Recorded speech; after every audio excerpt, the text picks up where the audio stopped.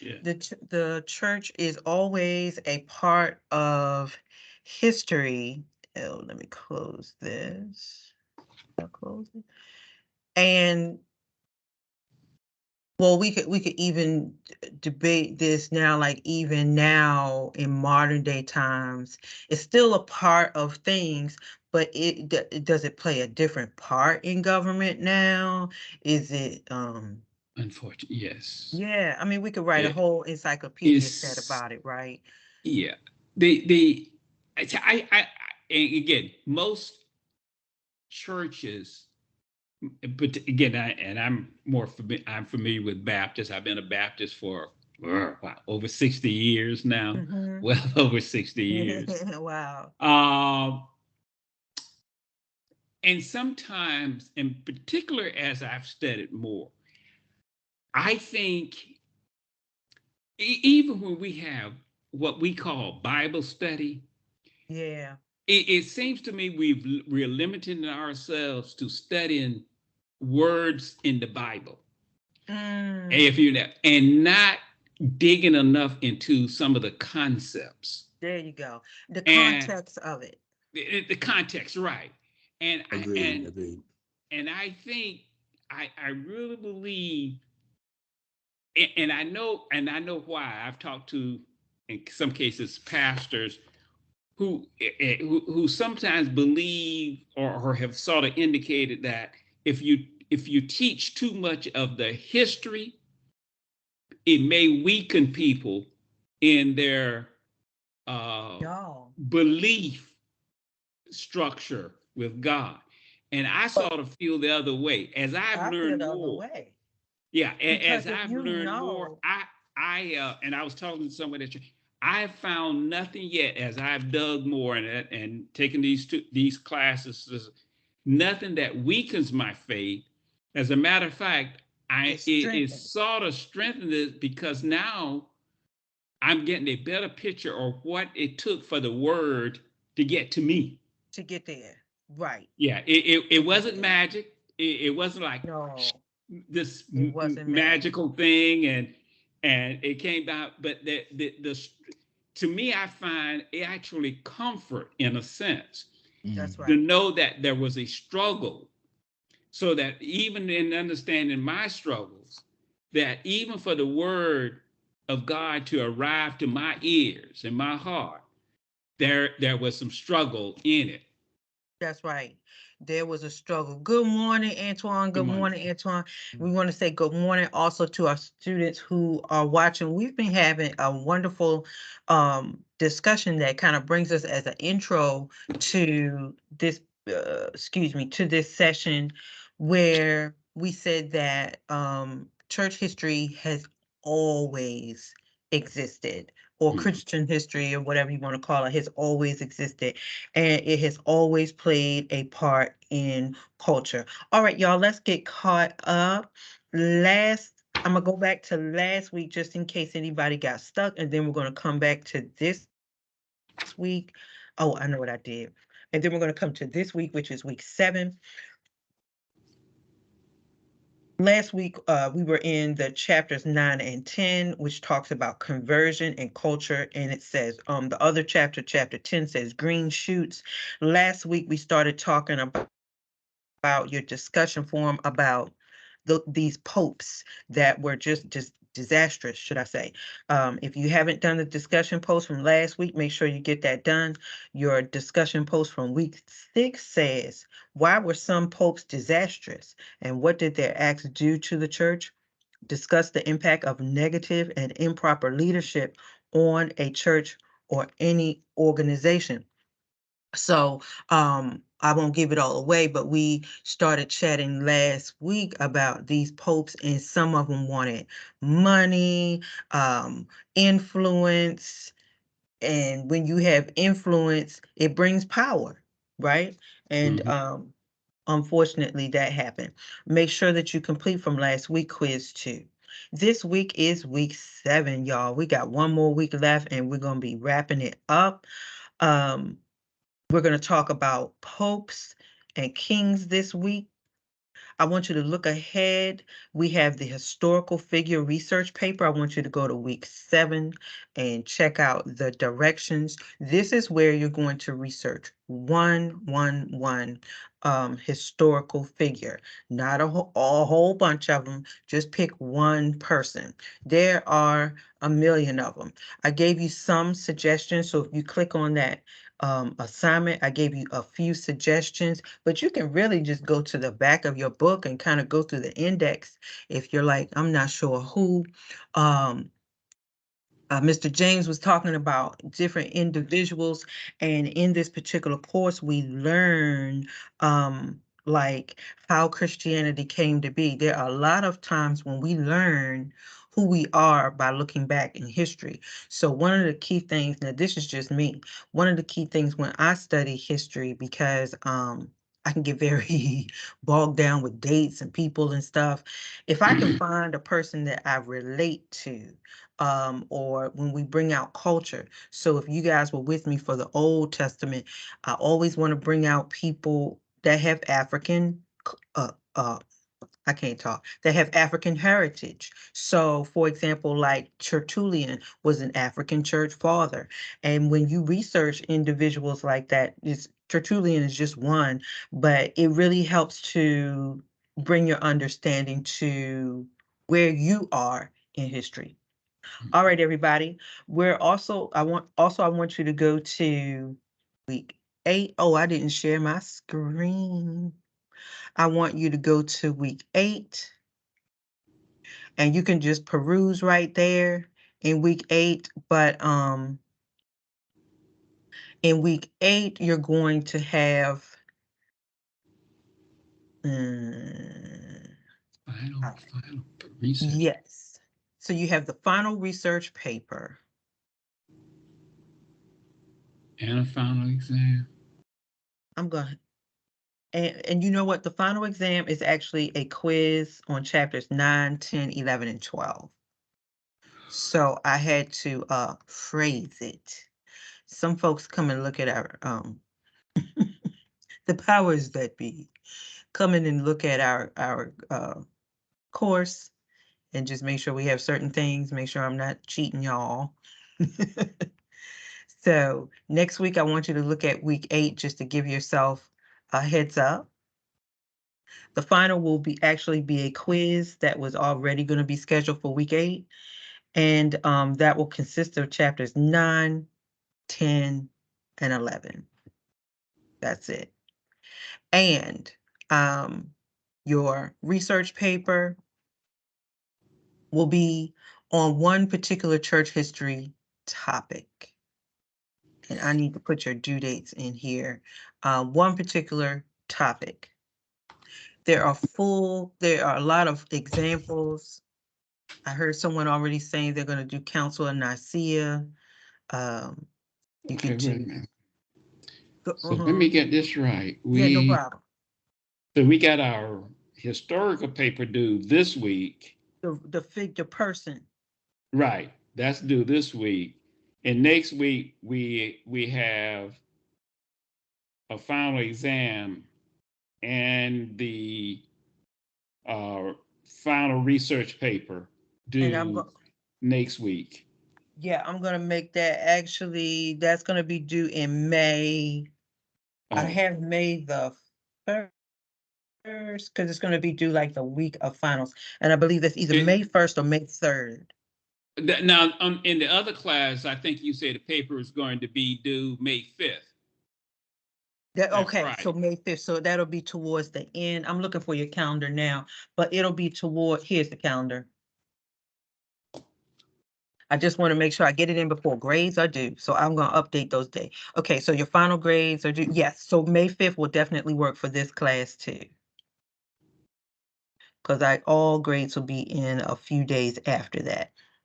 So that's the final paper. Not the exam still will be due at the end of the week. No, the final will be May. I think we have on here May 1st. And if I need to extend that, I can definitely do that because I got the power to do that. If we need to move it, y'all want to move it to maybe about the 3rd? No, I just love it. Okay. So let's make sure we have on our notes as we're wrapping up. I know it can get confusing. Your final is actually a quote unquote quiz on chapters 9, 10, 11, 12. Don't worry about that PowerPoint there. And then the research paper, let me make myself a note here. We're gonna make that due. I think I'm gonna make both of them due on the 5th. Give yourself enough time.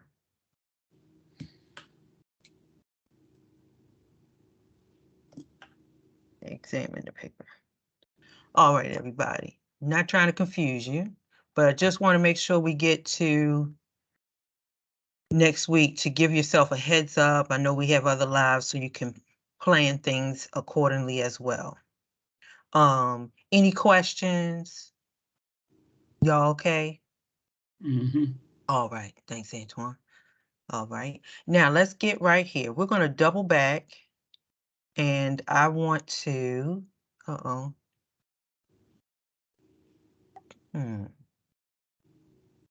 Everybody, we're going to double back and go to week 6, and let's make sure that we're good with week 6 because this will be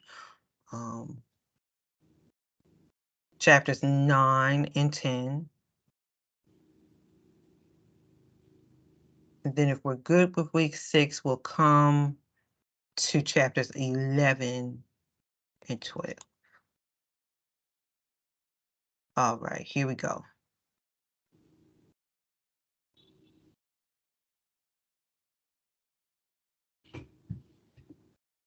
All right. Let me know if you can see this PowerPoint. We're on chapters 9 and 10, conversion and green shoots. And let me see. It seemed like we reviewed this a little bit, but let's review it a little bit and come current.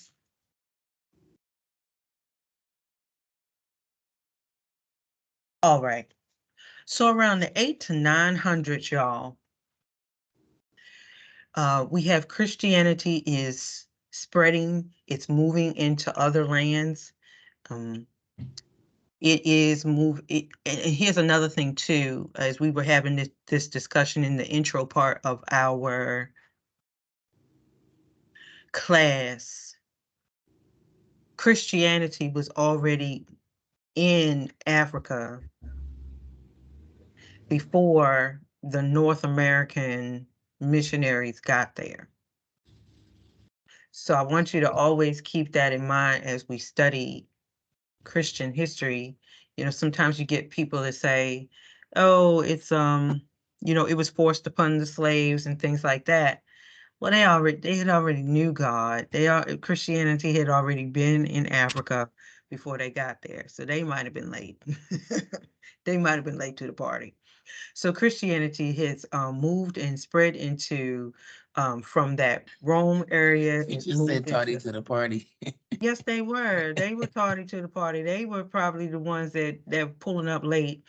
And they're pulling into Africa saying, y'all doing this wrong. Well, look, we have been doing it before y'all were doing it. So here's the thing that when people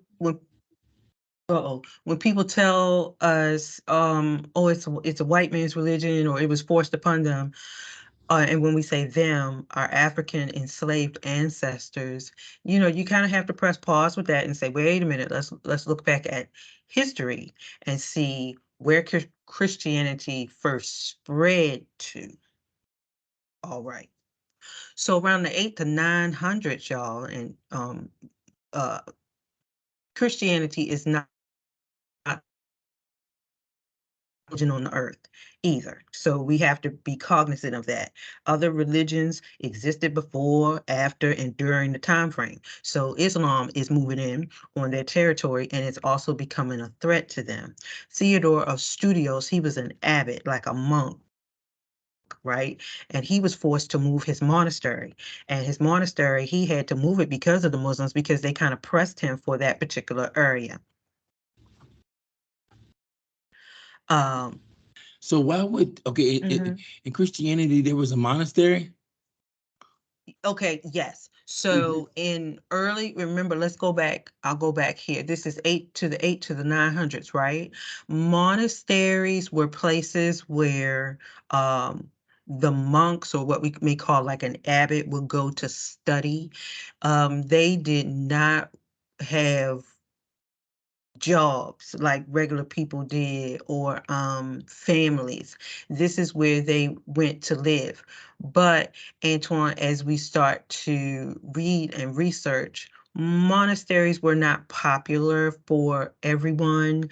It was a small sect of more so men, and then the women were called nuns. But then as we uh-oh, somebody needs a microphone. But as we talk a little bit later, we saw how that split of the church, what I want to say, that split of the church where you have that east and the west, and then you see later that split from Protestant to Catholic. So you don't see monasteries aren't popular here. Mm-hmm. Professor, one Yeah. of the interesting things about monasteries, and we'll get to it a little bit later, but when the church went through that series of disastrous popes, Yep. I believe it says that the uh, the monasteries, the monks were some of the ones that helped bring it back to uh, bring it back, bring credibility back, I guess. A Right, little bit right. later on. Later on, right? And so Yeah. you have um monasteries where you got to think about it. It wouldn't be popular. I think this was one of your discussion posts too. It wouldn't be popular for us because we're so very individualistic. We like our own home and our clothes and all of that. But remember, y'all, this is the early part. So you're thinking about 8 centuries or so after the death and resurrection of Christ.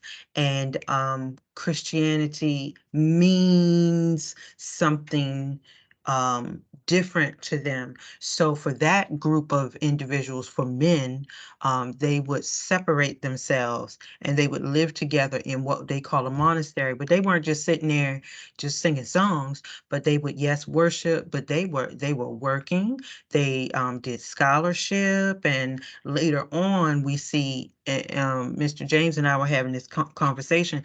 Later on we see when they get I shouldn't say it like that. That wouldn't sound right. As they join in cooperation with nuns, and we start to see the Catholic Church come into play, that's where they start to build educational schools, and because their big thing was scholarship. Their big thing was Right. education. Wonderful. Also, Go ahead. Professor, I think back in the very early periods, the monks were sort of served the role of scribes in a sense. If you go way back, some of the early ones, that they some of the actual writings may have been done in the monasteries by the monks. Yes, they would write. Scholarship is the thing. Writings, studying, and I'm sure not just studying to keep the information to themselves, right? But studying to share with others. Good. All right. So we have this, I put up at the top, to have icons or not to have icons. That is the question, right?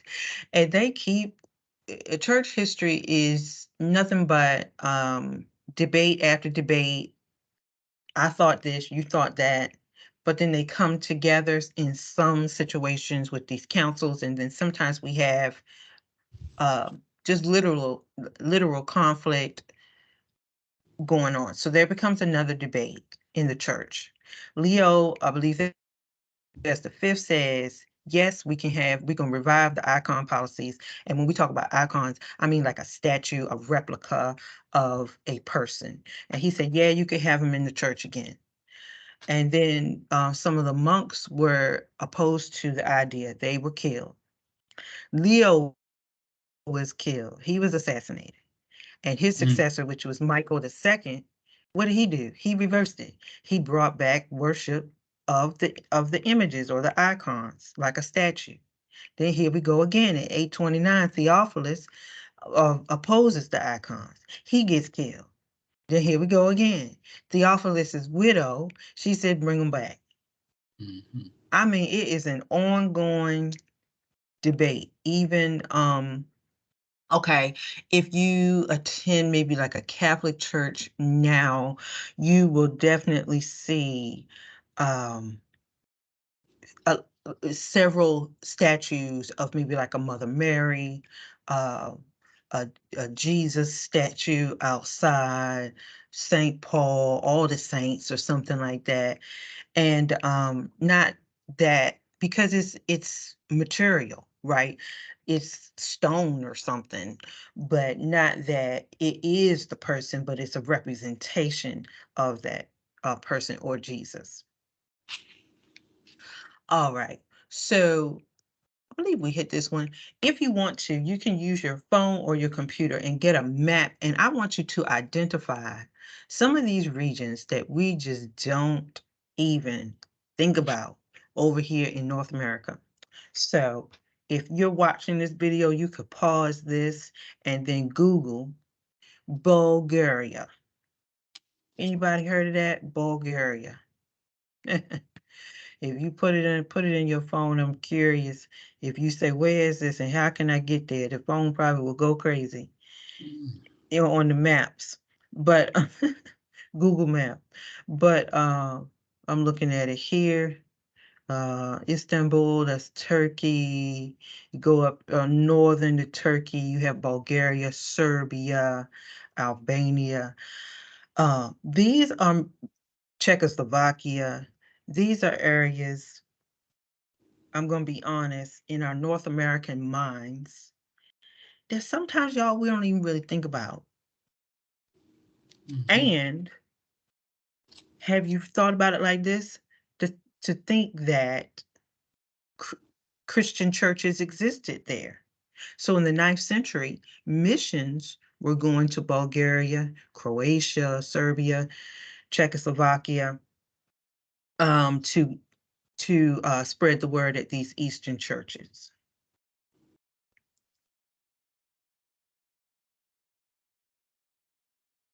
Okay. Mhm. Let's talk about Louis, King Louis. Now, King Charlemagne dies, and his son, Louis, takes over the area of Scandinavia. And if you have your phone or your computer out, you can put in Scandinavia, that's SC, Mhm. Scandinavia. Let's see, Scandinavia. Can I get it on here? That's way up there. Let's see. I'm on my phone trying to Scandinavia. Okay, Hungary, Finland, where's Scandinavia? Moscow. Scandinavia. Let me put in where is. The it's going to be up in that Eastern Europe area. Yeah. Oh, isn't it? But I don't. I'm not sure if it's still identified as Oh, a particular country, you're but a right. group of countries. You're right. That's what I'm getting. It says Nordic Baltic 8. Right. NB8 is a regional cooperation format that includes Denmark, Estonia, Finland, Iceland, Latvia, Mm-hmm. Lithuania, Norway, and Sweden. Mm-hmm. Got you. All right, so in that Scandinavian area, Lewis took a serious look at monastery reform, okay, and missions. And Lewis was very important for emphasizing manual labor in the monasteries rather than just studying.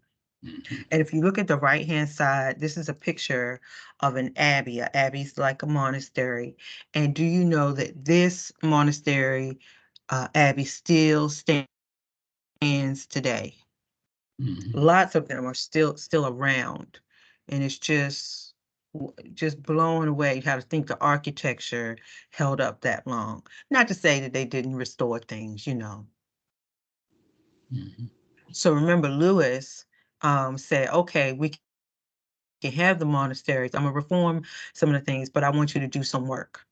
So they're working with their hands, they're making things rather than just studying. And in a way, I don't know if I agree with it, but in a way, it's also getting free labor from the monks Mhm. because they're not getting paid. They live there, they work there because they dedicated their life to the Lord. All right. Let's go to the disastrous popes.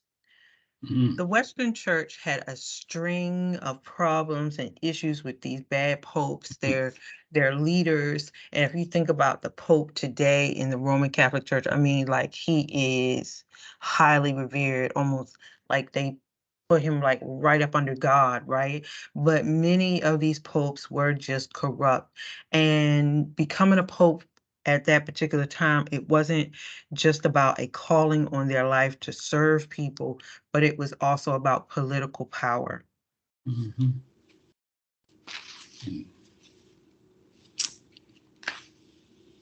Now, when we talk about the abbeys, abbey, it was like a monastery, but an abbey was a building that could be used for the monks or the nuns. Duke of Aquitaine founded a monastery, and his monastery was in Cluny in Burgundy. And this abbey grew because they were very strict in the Benedictine rule. They were very strict with education. They were very strict with learning. And if you look up, let me see, if you Google that word Benedictine schools. Oh, there's a college. If you look up Benedictine schools, you'll see that there are several schools across the country that might come up in your search. Mhm. Oh, there's one in Cobb County. There's several that might come up in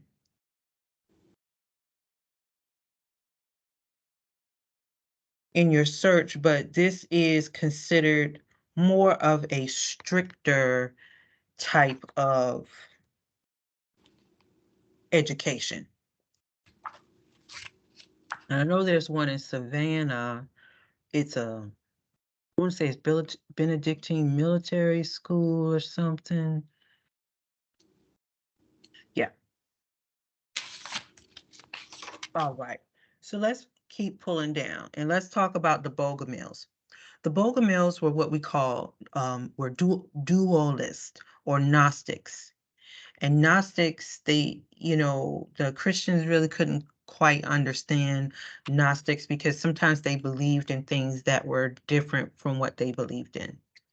They didn't use like a Christian cross. They didn't build churches because they believed that their bodies were a temple where the spirit resided. So they weren't concerned with building churches. They were also known for being very immoral. And they came from the area of Bulgaria, Bogomils. So during this time, you're still getting that mix in different opinions. Okay, let me pull this one up real quick. Well, I think my question would be, Mhm. what, I think that's subjective, right?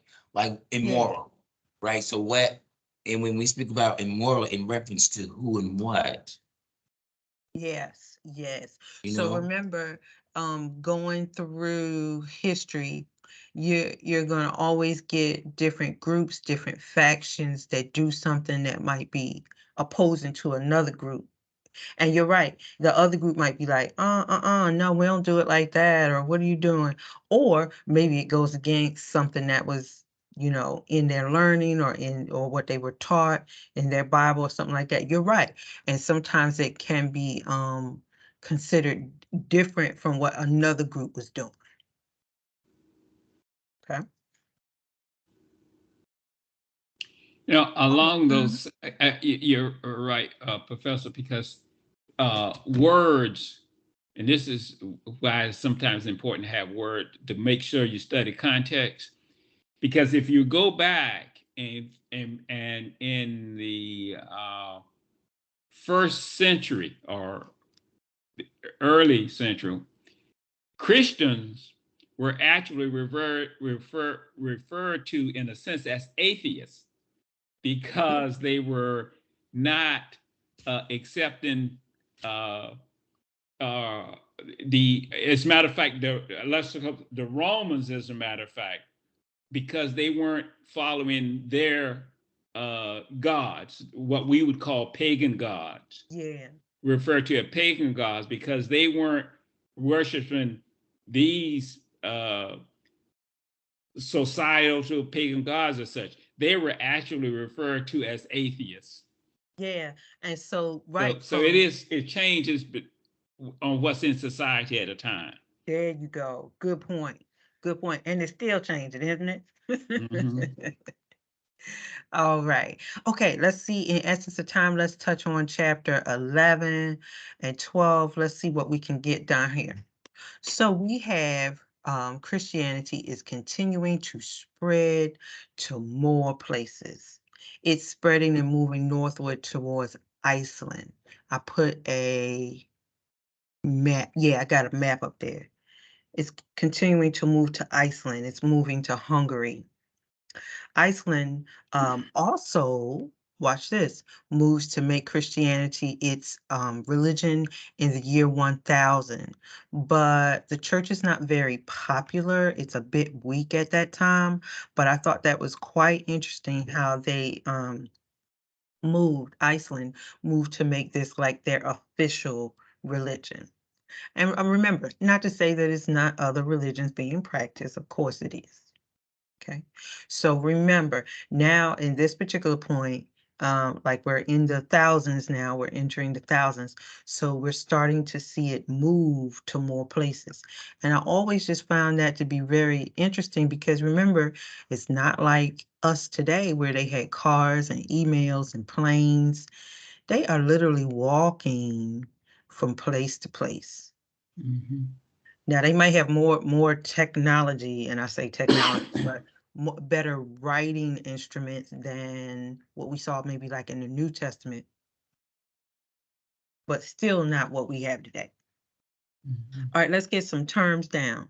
We've got the papacy. This is the office or authority of the Pope. That's a term that I want you to remember. And simony. Simony is the buying or selling of ecclesiastical privileges. For example, like I'm gonna pay my way out of a pardon. I need to pay for a pardon because they did something wrong, or let's say they got a traffic ticket or something, and they want to pay their way out. Mm-hmm. And this was being done, simony was being done in the church. The buying or selling of like these privileges. So if they would pay for something, they could get their way out of some type of government infraction. Okay. All right, so here we have more changes, Clement II and was that Leo, I believe the 9th, attempt to reform the church once again. Hildebrand makes reforms also against simony, and you remember the word simony before, that's when we are buying or the person is exchanging money for some type of pardon or benefit. And he also makes reforms on clergy marriages. So this is where you also get to see the what's the word? The not birth of it, but when we talk about clergy marriage and the idea of someone telling clergy that they can be married or not married, that's where you also get to see this division that will come later with the Catholic priests, Amen. popes, and things and that sort, right? And Protestants. Okay, so for example, in the Protestant religions, like what we practice in the United States more so, like a Baptist preacher or a Methodist preacher or whatever, non-denominational church preacher, whatever, or pastor, they can get married, they can have children, they got a spouse, they feel free, or they might not want to be married. But you'll see in the Catholic Church, the priests, popes are not married. They are nuns and nuns as well, not allowed to marry. Um, and that's a whole conversation in itself. First, okay, so, okay, we got about 10 minutes here. There are some videos on here that you can watch later because the crusades can be a little confusing. But I want to just say, what is a crusade? So you're going to start seeing over about from about 1096 to about 1099, and there's going to be a second and a third, and I want to say there may be a fourth crusade. But you have these number of crusades that start to come out. Why? These crusades are launched because they're trying to recapture the Holy Land. So the first crusade happens in about 1096 to 1099. And this was the first of a number of crusades that attempted to get the Holy Land back from Muslim control. Pope Urban II, as the Council of Clermont, issued this in about 1095. Okay, and so Pope Urban II, he called for the soldiers, the military folks to come together to get this land back that had recently been lost to the Turks. And and remember, what are they fighting about? They're fighting about land because the Muslims came into that particular area. Okay, and if you want to later on, there's a very helpful video that explains it as well. So that's the first crusade. Remember, the first crusade was because we're trying to get our land back or their land back. They thought it was. So you still have this issue of war. And after these crusades, they were just very, very, very brutal. So you got people dying in record numbers. Many Jews, many Christians, many Muslims were killed. And sometimes you just really didn't have any type of end result after it. Now, I've got another video you can watch. This video, the Second Crusade. The Second Crusade happens in the 1100s, but in the middle of the 1100s. And the Second Crusade launched from Europe. And this was copy of this PowerPoint. Is this PowerPoint in our in D2L? Yes. Okay, awesome. Yes, in week 7. So the Second Major Crusade was launched from Europe as like a Catholic holy war. Once again, who were they going against? They're going against the Muslims. They're going against Islam. And so this is the second one, right? And so we have these, the armies of these two kings, they're going to march separately across Europe. And after crossing over into the Byzantine territory, both of these armies, guess what, are defeated by the Turks. So that didn't work. Okay. So you got the First Crusade, that a whole bunch of folks lost their lives and dead. Then we got the Second Crusade, but still trying to go out and get this land because the Muslims moved in. Still didn't help because the Muslims probably had more folks, more ammunition, and it took them down. Now the Third Crusade. So one of the key things is, it's like, they're not giving up. The key thing is they wanted land. So the Third Crusade comes towards the end of the 1100s, 1189 to about 1192. And this was another attempt, the third attempt, by leaders of England, France, and the Roman Empire. So these three areas get together and they're like, look, we're going to recapture or capture, should we say, because they and not recapture, capture Jerusalem. And at that particular time, it had been ruled by, and I'm going to mess up his name, Ayuddin Sultan Saladin in 1187. Let me see if we got a couple of minutes. Let me see if I can get this video to play for me. Control, what I do? Control click. Yeah. So it's interesting. Let me pull this up. Let me see if I can pull this up.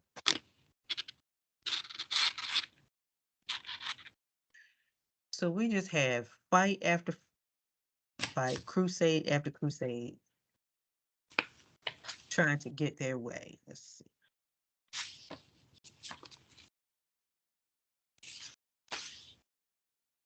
All right, everybody, let me see if I can come back to you and show this video before we roll out. Let me include the sound. Let me know if you can see this video. It should say why the Third Crusade was a Christian success. Can you see that? Yes, yes. Okay, all right, here we go. Discussions of the Third Crusade in our pop culture often seem to conclude that the expedition was a failure because it did not recapture Jerusalem. And yet, historians frequently disagree with this assessment. Thomas Madden says, the Third Crusade was, by almost any measure, a highly successful expedition. Jonathan Riley Smith wrote that the Third Crusade's achievements were outstanding. Andrew Ehrenkritz concludes that the Treaty of Ramla, which ended the Third Crusade, must be regarded as a humiliating concession the Christian invaders imposed on Islam. So which is it? Was the Third Crusade a success or a failure? The Crusader Kingdom of Jerusalem was much larger than the city of Jerusalem itself. It included hinterland castles like Kerak and Montreal, inland cities like Ramla and Tiberias, and a network of coastal cities like Acre, Caesarea, and Jaffa.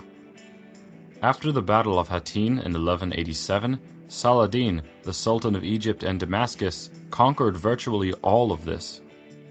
In response to this devastation of the Crusader kingdom, Pope Gregory VIII called the Third Crusade.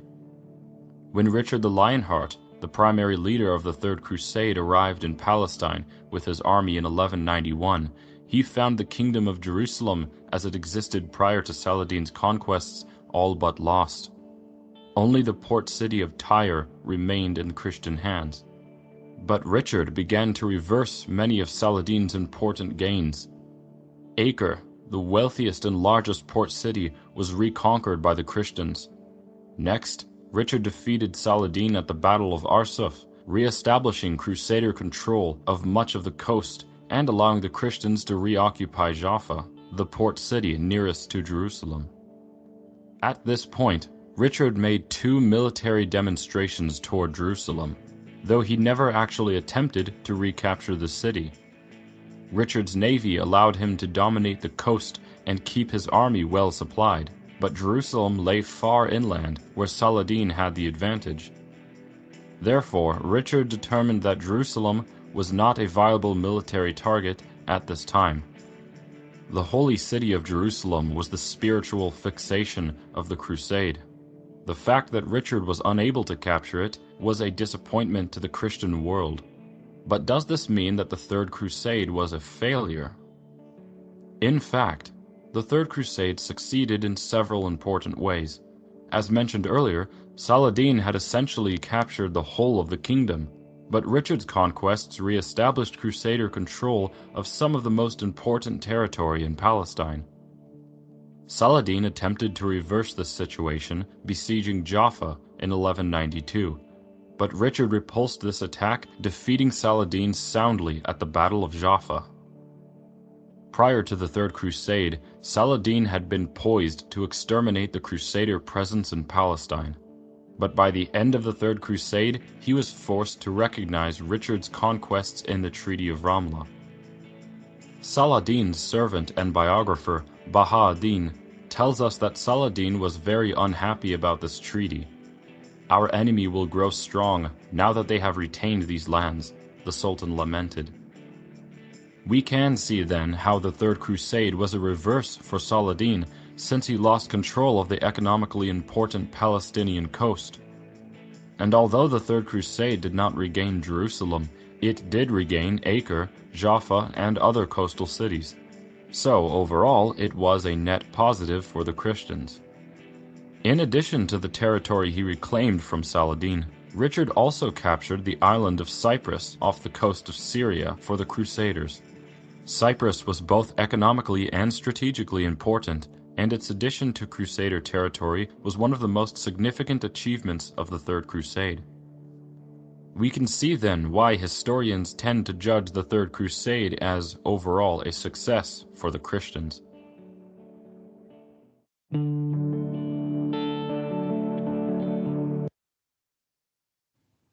All right. Okay, so that was, I wanted to show you that you can watch that over and over and over again. If you're like me, I always had trouble with history sometimes because all of the people and putting everything on a timeline, and I'm like, what in the world? But many times when they have these crusades, it's never gonna go the way that they thought it would, right? They figured we're gonna go ahead and get the land and march on out. Not, but there were certain things that may have went in their favor and certain things that did not. So I want to pause right here. We did good with time today. Any questions? Good. Yeah. So with that was the Third Crusade. And even later on, there was even a children's crusade. We'll talk about that later. There was a children's crusade that was just a horrible mess because how you gonna have children marching marching somewhere and they're not taken care of, they're hungry. So that was a horrible mess that did not turn out well. But the whole point was we want to get our land back. And even till today, Jerusalem is a hotbed of violence, of war, of conflict, because they're still fighting about land. And I think it'll be that way till Jesus come back. Yeah. Yeah. Still a hotbed of conflict. Yeah. And as a matter of fact, at the end of World War II, when they decided to create the state of Israel, that's just made everything worse. Because they didn't come to a real agreement. England, United States, and France primarily decided, okay, we're going to create this governmental state of Israel, carve out this land, and we'll call that Israel. Right. And that just made matters worse. So that fighting been going on for thousands of years. Thousands of years. Don't And I see don't it. think it's gonna stop. They don't see it calming down. No, it won't. Because the people land just is won't still sit there. down and talk. And they won't. No, they won't, because you got new people being born. New, one generation falls off. This generation gets in power. That generation falls off. So it's the same thing that's passed down. Yeah, they read the same thing and they come to the same conclusion. Right. All right, good. What a wonderful class meeting we had today. Those people who are watching this video, please make sure you go back to the PowerPoint and you can watch those additional videos that I set for you. I'm going to update, I need to update some of those due dates for next week, and make sure you check out This Is Week 7. Okay. All right. Have a good one.